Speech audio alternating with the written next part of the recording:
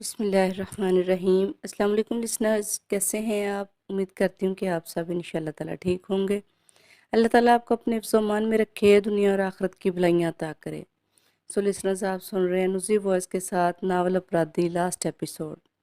تو جن لوگوں نے ابھی تک میرے چینل کو سبسکرائب نہیں کیا، پلیز میرے چینل کو سبسکرائب کر لیں، اور اگر کہانی پسند آئے لائک کریں، شیئر کریں۔ تو بڑھتے ہیں کہانی کی طرف۔ آدھی رات کے وقت نندنی غائب حالت میں صبیحہ کے گھر میں داخل ہوئی تو وہاں گہرا سکوت چھایا ہوا تھا۔ گھر کے مکین گہری نیند سوئے ہوئے تھے۔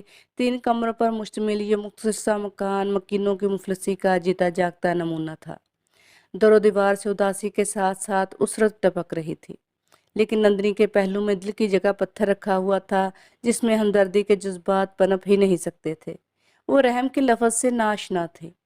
اسے صبیحہ کو ڈھونڈنے میں ایک لمحے کی دیر بھی نہ لگی۔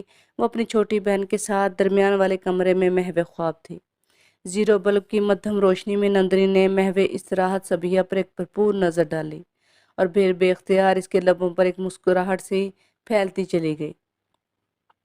اب صبیحہ کی آنکھ اس کے چاہے بغیر نہیں کھل سکتی تھی، کیونکہ اس نے زیر لب پڑھ کر اس پر کچھ پھونک دیا تھا۔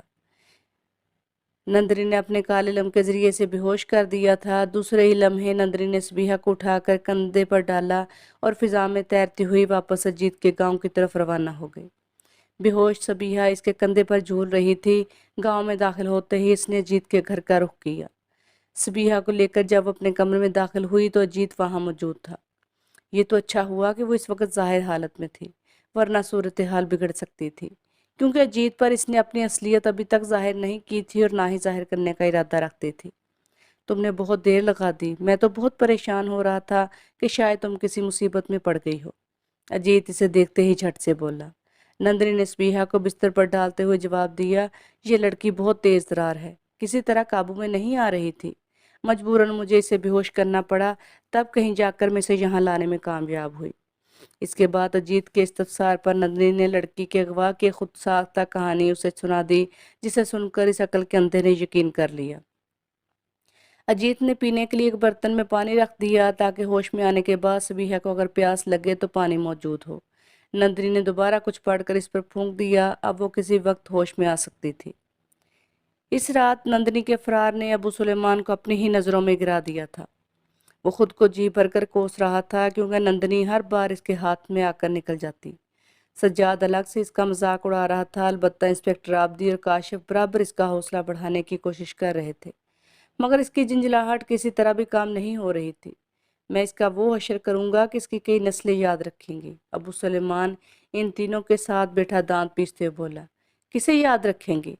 ابو سلیمان کو اور کسے؟ اس نے جھنجھلا کر جواب دیا۔ تینوں ہنس پڑے۔ تم لوگوں کو دانت نکالنے کے علاوہ بھی کوئی کام آتا ہے؟ ابو سلیمان نے آنکھیں نکالتے ہوئے کہا۔ کیا تم زبان سے سوچتے ہو؟ سجاد بھلا کب چپ رہنے والا تھا۔ میں دماغ سے سوچتا ہوں، مگر زبان کو آرام ملے گا تب کچھ سوچ سکوں گا نا۔ ابو سلیمان بالکل ٹھیک کہہ رہا تھا۔ آبدی اس کی تائید کرتے ہوئے بولا۔ معاملہ بہت سیریس ہے، وہ جن زادی ہاتھ نہیں آ رہی اور اوپر سے پورنماشی کی رات بھی آنے والی ہے۔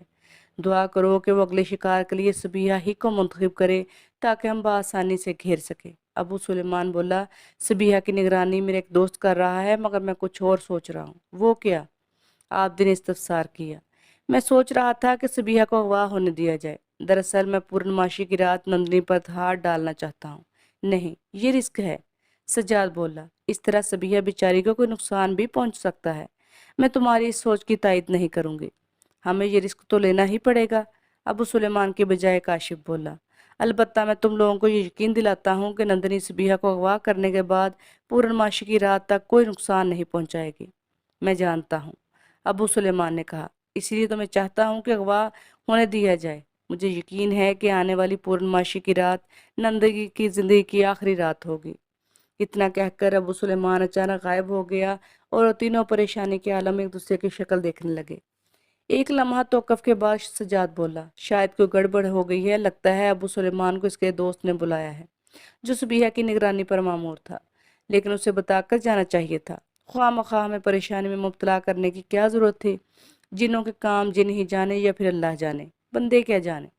سجاد نے حسب عادت سر کھجاتے ہوئے اوٹ پٹانگ سے جواب دیا اور دونوں بے اختیار ہنس پڑے۔ पूर्णमासी की रात आने में कितने दिन रह गए हैं? काशिफ ने मौजू बदलते हुए पूछा। सिर्फ 3 दिन रह गए हैं, सज्जाद ने कहा। लेकिन तुम क्यों पूछ रहे हो? कहीं तुम भी कोई अमल वगैरह तो शुरू नहीं कर रहे? खुदा बचाए मुझे ऐसी बातों से, काशिफ कानों को हाथ लगाते हुए बोला। मैं ताइब हो चुका हूँ। खुदा तुम्हारी तौबा कबूल करे और तुम्हें नंदनी जैसी जिनजादियों के शर से महफूज रखे। सज्जाद ने इसके हक में दुआया कलमात अदा करते हुए जवाब दिया। इसी दौरान अबू सुलेमान अचानक जाहिर हो गया और वो तीनों इसकी तरफ मुतवज्जो हो गए। अबू सुलेमान की निगाहों का मतलब भांपते हुए बोला, नंदनी सुबिहा को उठाकर ले गई है और मुझे इसका ठिकाना भी मालूम हो गया है। वो शहर से दूर एक गांव में रहती है। सज्जाद बोला, मैं तो चाहता हूँ कि इस पर इसी वक्त हल्ला बोल दिया जाए, कहीं ये ना हो कि वो सुबिहा को लेकर गायब हो जाए और हम टामक टोइयां मारते रह जाएं। काशिफ ने कहा, यह ख्याल दिल से निकाल दो।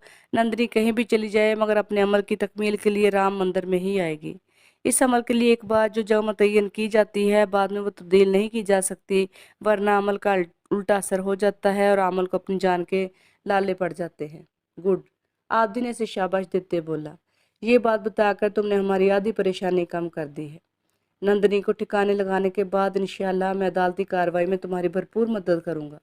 मदद तो इसकी अबू सुलेमान करेगा, सज्जाद बोला। देखना ये पहली पेशी पर ही बाइज्जत बरी हो जाएगा। वो कैसे? आबदी ने हैरत से पूछा। क्या अबू सुलेमान वकील है जो काशिफ की मदद करेगा? वकील नहीं, वकीलों का बाप है भाईजान। सज्जाद ने फखरी अंदाज में अबू सुलेमान की तरफ देखते हुए जवाब दिया। ये आपको अदालत में मालूम होगा कि अबू सुलेमान क्या कर सकता है। फिलहाल इस मसले को रहने दीजिए, नंदनी को ठिकाने लगाने के बारे में गौर कीजिए। फिक्र मत करो, अबू सुलेमान बोला। अब की बार वो मेरे हाथ से बचकर नहीं जा सकेगी। मैं इसे जलाकर राख कर दूंगा।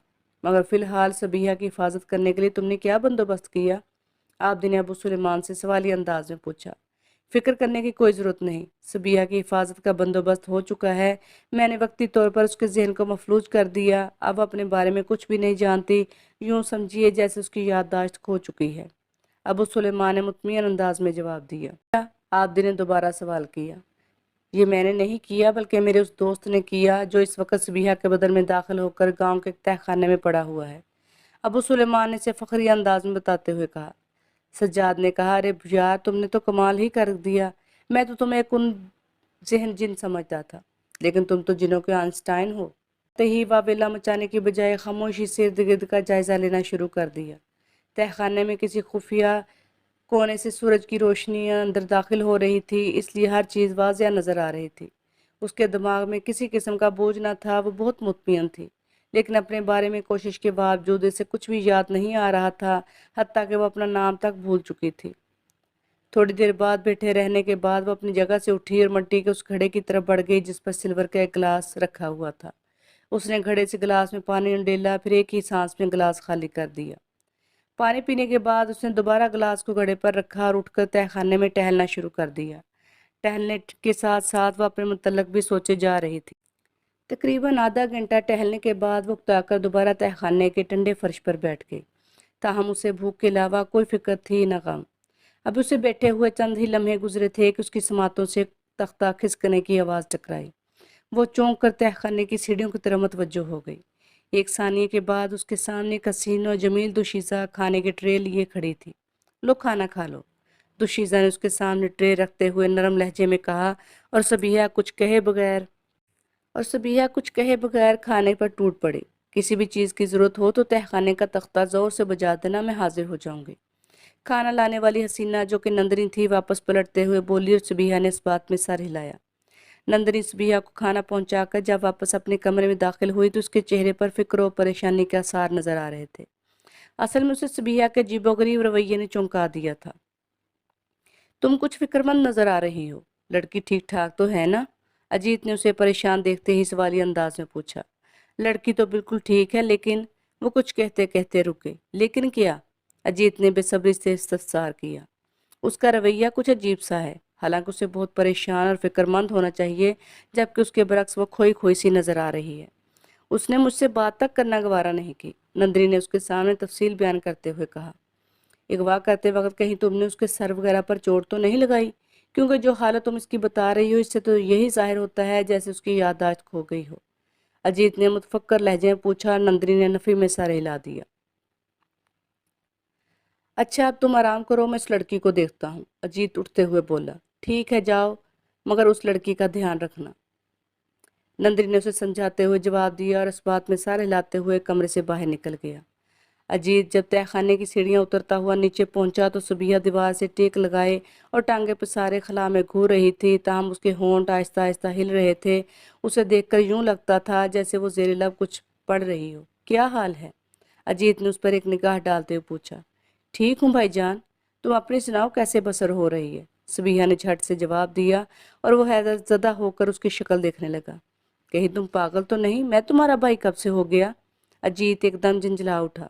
मुझे तो लगता है तुम पागलपन की अदाकारी कर रही हो। बेवकूफ़ नौजवान, एक शहजादी को पागल कहकर तुम अपनी तरक्की की राह में रोड अटका रहे हो। मैं अब्बा हजूर से कहकर तुम्हें लाल किले में कैद करवा दूंगी। फौरन माफ़ी तलब करो वरना मुझसे बुरा कोई नहीं होगा। सबीहा ने बारोब लहजे में जवाब दिया और अजीत बेख्तियार हंस पड़ा। बर्तन उठाओ और फौरन दफा हो जाओ, मुझे तुम्हारे दांत देखने का कोई शौक नहीं, समझे तुम? सबीहा बदस्तूर गुस्से में बोल रही थी लेकिन उसकी आवाज़ मर्दों की तरह करख्त थी। ठीक है शहजादी साहिबा, अजीत बर्तन समेटते हुए बोला। आखिरकार एक जानलेवा इंतजार के बाद पूर्णमाशी की रात आ ही गई। अबू सुलेमान, सज्जाद, इंस्पेक्टर आबदी, अशोक मल्होत्रा और काशिफ को साथ लेकर राम मंदिर की तरफ रवाना हो गया। सबीहा पर काबिज जिन की तरफ से अबू सुलेमान को एक एक पल की खबर मिल रही थी, ताहाल सबीहा बिल्कुल खैरियत के साथ थी। नंदनी खूनी गुस्ल की तैयारियों में मसरूफ थी। अजीत उसका साथ देने के लिए मुकम्मल तौर पर तैयार था। राम मंदिर जिस वीरान इलाके में वाक़या था, वहाँ छुपने के लिए काफ़ी जगह थी, जिनमें घाटियाँ, झाड़ियाँ और दरख्त वगैरह शामिल थे। अबू सुलेमान ने अपने तमाम साथियों को महफूज मुकामात पर छुपा दिया था। जूं जूं रात गुजरती जा रही थी, सर्दी की शिद्दत में इजाफा होता जा रहा था। सवाए अबू सुलेमान के वो तमाम लोग सर्दी में ठुठर रहे थे, लेकिन नंदनी का इंतज़ार उनके लिए ज़रूरी था।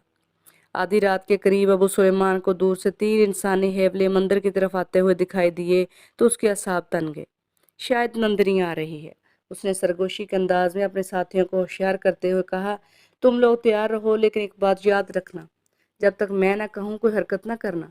नंदनी बहुत चालाक जिनजादी है, सारा मंदिर उसके बैरों के घेरे में है, मगर हम लोग उसकी निगाहों से ओझिल हैं। इस वक्त हम सब मुकद्दस हिसार के अंदर हैं, इसलिए उसके बैर हमें नहीं देख सकते। ताहम मुझे यकीन है कि खूनरेज लड़ाई होगी। इंशाअल्लाह फतह हमारी ही होगी, सज्जाद ने धीमी आवाज़ में जवाब दिया और अबू सुलेमान इस बात में सर हिलाकर रह गया। तीनों इंसानी हेवले ऐन मंदिर के वस्त में पहुंचकर रुके। अबू सुलेमान समेत उन सब की नज़रें उन तीनों पर जमी हुई थीं। पूर्णमाशी के चांद की दूधिया रोशनी में वो तीनों बिल्कुल वाज़िया दिखाई दे रहे थे। उनमें से एक मर्द था जबकि बाकी 2 औरतें थीं। कुछ देर खड़े वो बातें करते रहे, फिर उनमें से एक औरत चांद की तरफ रुख करके साकन हालत में खड़ी हो गई और बकिया दोनों एक ऊंची नेगरी पर बैठ गए। ये नंदनी है, काशिफ ने सरगोशी करते हुए बोला। अब ये अमल के अल्फाज दोहरा रही है और इसके बाद वो सुबिया के खून से गुस्ल करेगी। मुझे सब मालूम है, तुम खामोश रहो, अबू सुलेमान ने कदरे दुरुस्त लहजे में कहा और काशिफ बुरा सा मुंह बनाकर रह गया। सुबिया, अब नंदनी दोबारा बारो आवाज़ में बोली। मैं तुम्हें हुक्म देती हूँ कि खुद को अजीत के हवाले कर दो। सबीहा ने घूर कर उसकी तरफ देखा, फिर कड़कती हुई आवाज़ में बोली। मैं तुम्हारी तरह बदकार नहीं, तुम्हें अगर ज़िंदगी प्यारी है तो भाग जाओ यहाँ से, वरना बेमौत मारी जाओगी। सबीहा के लहजे में मर्दाना घिन गर्ज थी। एक लम्हे के लिए तो नंदनी हक्का बक्का रह गई, उसे अपनी समातों पर यकीन नहीं आ रहा था। ताहम दूसरे ही लम्हे वो संभल कर बोली। अहमक लड़की, तुम मेरी गुलाम हो, मर्दाना आवाज़ में बोलकर तुम अपने आका को बेवकूफ़ बना रही हो। लिबास उतारो वरना मैं तुम्हें जिंदा जला दूंगी। मैं अल्लाह ताला की गुलाम हूँ, बदकार जिनजादी, तुम्हारी बेहतरी सी में है कि दफ़ा हो जाओ यहाँ से। सबीहा ने निडर अंदाज में जवाब दिया। नंदनी तैश की आलम में जीत से मुखातिब हुई। पकड़ लो इसको, ताकि इसे हमारी ताकत का अंदाज़ा हो जाए। नंदनी का हुक्म मिलते ही ये जीत सबीहा पर झपटा, लेकिन दूसरे लम्हे वो चीखता हुआ नेगरी से नीचे लुढ़क गया। सबीहा ने उसे ऐसा जोरदार हाथ जमाया कि वो होशो खिद से बेगाना हो चुका था। अजीत का हशर देखकर अचानक नंदनी को खतरे का एहसास हुआ, लेकिन अब देर हो चुकी थी, क्योंकि इस दौरान सबीहा उस पर छलांग लगा चुकी थी। वो दोनों एक दूसरे को संगलाख जमीन पर गेद रही थी। इन्हें लड़ते देखकर अबू सुलेमान अपने साथियों से मुखातिब होकर बोला। सबीहा के रूप में नंदनी से मेरा दोस्त जबरूत लड़ रहा है, ابھی یہاں گمسان کی لڑائی ہونے والی ہے، تم لوگ یہیں بیٹھے رہو، میں نہیں چاہتا کہ آتشی مخلوق اس لڑائی میں تمہیں کوئی نقصان پہنچے، تاہم میں جا رہا ہوں۔ اتنا کہہ کر ابو سلیمان نندنی اور صبیحہ کی طرف دوڑ پڑا، جو بدستور ایک دوسرے پر خون خوار بلیوں کی طرح جھپٹ رہی تھی۔ ابو سلیمان نے جاتے ہی نندنی کو بالوں سے پکڑ لیا اور صبیحہ اٹھ کر کھڑی ہو گئی۔ جبروت، ابو سلیمان نے صبیحہ کی طرف دیکھتے ہوئے کہا، ابھی یہاں میدان کارزار گرم ہونے والا ہے، تم نے اپنے لشکر کی کمان کرنی ہے۔ میں اسے قابو کرتا ہوں ورنہ یہ پھر ہاتھ سے نکل جائے گی۔ صبیحہ بولی، بے فکر ہو، مجھ سے کوئی کوتاہی نہیں ہوگی۔ اسی اثنا میں پورا علاقہ چیخ و پکار تلواروں کی جھنکار سے گونج اٹھا، مگر آبدی اور اس کے ساتھیوں کو کچھ بھی نظر نہیں آ رہا تھا۔ مسلمان کفار جنات کی یہ خون ریز جنگ دیکھنے سے وہ قاصر تھے، تاہم چیخنے چلانے کی آوازیں واضح طور پر ان کے کانوں تک پہنچ رہی تھیں۔ کاش ہماری یہ آنکھیں یہ لڑائی دیکھ سکتی۔ اچانک سجاد نے متاسفانہ انداز میں کہا، مگر اسے اس کی بات کا کوئی جواب نہ ملا۔ وہ تمام لوگ ابو سلیمان، نندنی اور صبیحہ کی جنگ دیکھنے میں منہمک تھے۔ صبیحہ کے ہاتھ میں لہراتی ہوئی تلوار انہیں صاف دکھائی دے رہی تھی۔ اس کی تلوار کسی نادیدہ مخلوق پر بجلی کے مانند کوند رہی تھی، جبکہ دوسری جانب ابو سلیمان اور نندنی کے درمیان ایک خوفناک جنگ کا آغاز ہو چکا تھا۔ پہلے تو نندنی نے اپنے کالے علم کے ذریعے ابو سلیمان پر یہ کے بعد دیگرے کئی وار کیے، مگر جب اس کے تمام وار خالی گئے تو وہ زخمی شیرنی کی طرح اس پر جھپٹ پڑی۔ غراتے ہوئے اس کے منہ سے بہت خوفناک آوازیں نکل رہی تھیں۔ دوسری طرف صبیحہ کی لڑائی نادیدہ مخلوق سے بڑے زور و شور سے جاری تھی۔ گو کہ سجاد اور اس کے ساتھیوں کو صرف صبیحہ دکھائی دے رہی تھی اور دوسرے تمام لڑائی میں حصہ لینے والے جنات ان کی نگاہوں سے اوجھل تھے، مگر ان کے چیخنے چلانے کی آوازیں انہیں واضح طور پر سنائی دے رہی تھی۔ یہ خوفناک رات ان کی زندگی کی ناقابل فراموش رات تھی۔ صبیحہ کے ساتھی سفید لباس میں مربوط تھے، جبکہ ان کے مخالف سیاہ لباس میں تھے۔ سفید پوش صبیحہ کی کمان میں کسی تربیت یافتہ فوج کی طرح لڑ رہے تھے اور ان کی تلواریں چاند کی روشنی میں چمک رہی تھیں اور ان کا جوش و خروش قابل دید تھا۔ شاباش میرے دوستو، صبیحہ کے منہ سے جبروت کی پرجوش آواز برآمد ہوئی، ٹوٹ پڑا کفار کے اس لشکر پر اور پاؤں مضبوطی سے جمائے رکھو، انشاءاللہ فتح ہماری ہی ہوگی۔ ابلیس کے یہ پیروکار حق کے علمبرداروں سے نہیں جیت سکتے، مٹا دو انہیں۔ 14ویں کی یہ رات ان کے لیے ماوس کی رات بنا دو۔ صبیحہ کا حکم سنتے ہی سفید پوش قہر خداوندی بن کر نندنی کے حامیوں پر ٹوٹ پڑے۔ ان کی تلواریں سیاہ پوشوں کو گاجر مولی کی طرح کاٹتی جا رہی تھیں۔ 1 گھنٹے کی اس خون ریز جنگ میں آخرکار جیت سفید پوشوں کی ہوئی۔ نندنی کے بیشتر حامی اس جنگ میں مارے جا چکے تھے، تاہم کچھ فرار ہونے میں بھی کامیاب ہو گئے تھے۔ اسی دوران ابو سلیمان بھی نندنی کو زیر کر چکا تھا۔ وہ زخمی حالت میں ابو سلیمان کے قدموں میں پڑی دردناک لہجے میں کراہ رہی تھی اور ابو سلیمان سے رحم کی بھیک مانگ رہی تھی، مگر ابو سلیمان اس پر رحم کرنے کے لیے بالکل تیار نہ تھا۔ نندنی جیسی ظالم، قاتل اور بدکار جنزادی اس کی نگاہوں میں ذرا سے رحم کی بھی مستحق نہیں تھی۔ تو کسی طرح بھی رحم کے قابل نہیں، بدکار جنزادی۔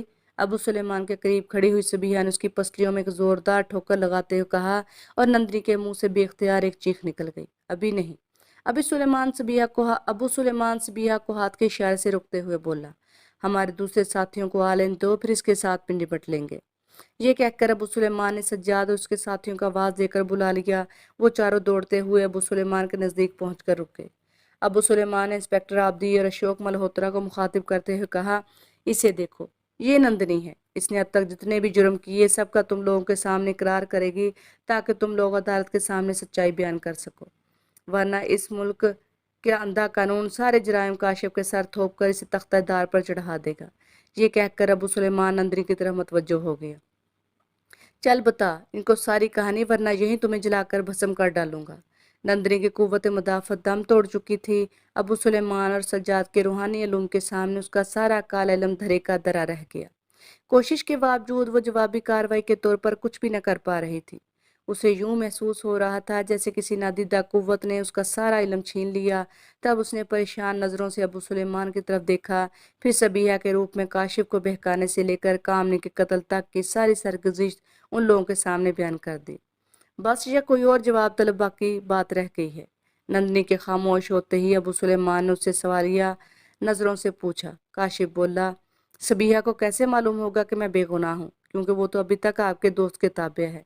ابو سلیمان کی بجائے صبیحہ نے جواب دیا، تمہیں فکر مند ہونے کی ضرورت نہیں، جبروت بھائی نے مجھے تھوڑی دیر پہلے ہی آزاد کر دیا۔ میں نندنی کی ساری کہانی سن چکی ہوں، لیکن تم بے گناہ کیسے ہوگے جبکہ کامنی کے قتل میں تم نندنی کے ساتھ شریک تھے؟ तुम एक बात भूल रही हो मेरी बहन, अबू सुलेमान काशिफ की तरफदारी करते हुए बोला। ये भी तो सोचो कि काशिफ को नंदनी ने तुम्हारा रूप देखकर बहका दिया। इसका मतलब है कि काशिफ तुम्हें वाकई चाहता है। मेरी मानो तो इसे माफ़ कर दो, क्योंकि अल्लाह ताला ने भी दरगुजर करने को पसंद फरमाया। सबिया बोली, वो मोहब्बत नहीं थी, बस ये मुझे खरीदना चाहता था। ये आप ही बताएं, मैं इसे कैसे माफ़ कर दूं? वो गुजरी बातें हैं, काशिफ ने कहा, लेकिन अब खुदा जानता है कि मैं तुमसे सख्त नादिम हूँ। बेशक तुम सज्जाद और इंस्पेक्टर आबदी से पूछ सकती हो। मैं गुज़िश्ता कई रोज़ से पछता रहा हूँ और तुमसे अपनी ज़्यादतियों की माफ़ी मांगना चाहता हूँ, लेकिन नंदनी के खौफ की वजह से तुम्हारे घर तक नहीं आ रहा था। बेशक ये सच बोल रहा है, मैं इसकी तायद करता हूँ। काशिफ के खामोश होते ही सज्जाद ने कहा, अगर तुम सबकी यही ख्वाहिश है तो मैं इसे माफ़ कर देती हूँ। सबिहा ने आखिरकार बात मानते हुए कहा। काशिफ के सर से मनो बोझ उतर गया। वो सबिहा की तरफ तशक्कर अमेज निगाहों से देख रहा था। अबू सुलेमान ने कहा, चलो इन दोनों की भी सुलह हो गई, अब ये बताओ इस नंदी का क्या किया जाए। ये सिर्फ कानून की मुजरिम है, बल्कि काशिफ की भी मुजरिम है, लिहाजा इसका फैसला हम काशिफ और सबिहा पर छोड़ देते हैं। वो जो भी चाहें इसके साथ। इंस्पेक्टर आबदी की बात अभी मुकम्मल नहीं हुई थी कि अचानक रात का सकूत नंदनी की करबनाक चीखों से मजरूह होकर रह गया। दूसरे इलम में उसका जिस्म आग के शोलों में घिर चुका था। गोश्त के जलने की सड़ान से उस सब का वहां खड़े रहना दुश्वार हो गया था।